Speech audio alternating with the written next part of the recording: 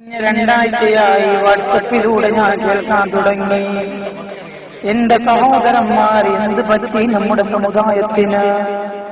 കാസർഗോഡ് ജില്ലയിലെ തലങ്കര സ്കൂളിൽ വെച്ച് കുറച്ച് പെമ്പിള്ളേര് വല്ലാത്തൊരു ഓഡിയോസുമായി വാട്സപ്പിൽ ഇറങ്ങി. ഇത് കേട്ടിട്ട് ഒരുപാട് ആൺകുട്ടികൾ വാട്സപ്പിലും ഇറക്കി.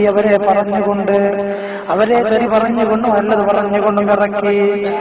എനിക്ക് എന്റെ സഹോദരിമാരോട് പറയാനുള്ളത്, പെണ്ണേ, നീ ഒരു പെണ്ണാണ്. പെണ്ണ് എത്തി തുള്ളിയാൽ മുട്ടുവരെ തുള്ളുമെന്ന ചട്ടം നീ മറന്ന പെണ്ണ്.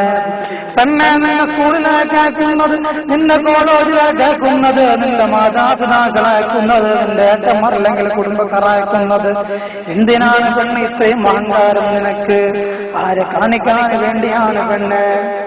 എന്തിനു നീ കാട്ടിക്കൂടുന്നു? നിനക്ക് നന്നാവാൻ സമയമായില്ല.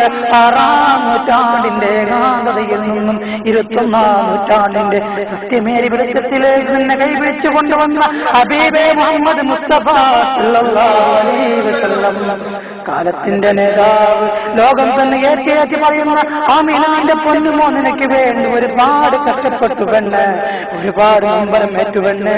എന്നിട്ടും എന്റെ പെണ്ണ് നീ നന്നാവാത്തത്? ഇത്രയും അഹങ്കാരം വേണം പെണ്ണെ? ആണ് പിള്ളേര് ചെയ്യുന്നെന്ന് പറഞ്ഞിട്ട് എന്തിനാണ് പൊന്നുമോൾ നീ ചെയ്യാൻ ഇറങ്ങുന്നത്? എന്തിനാണ് പൊന്നുമോൾ നീ പറയാൻ ഇറങ്ങുന്നത്? അതുകൊണ്ട് പറയുന്ന സഹോദരി, കാസർഗോഡ് ജില്ലയിലെ തലങ്കരയിൽ പഠിക്കുന്ന, തെക്കീരത്തിൽ പഠിക്കുന്ന തങ്കമുള്ള കട്ടിക്കണി പോയത് പെണ്ണ്, നിന്നോട് സ്നേഹത്തോടെ പറയുകയാണ് പെണ്ണ്, ഒന്നും വേണ്ട, നമുക്കിത് വേണ്ട പൊന്നുമോളല്ല.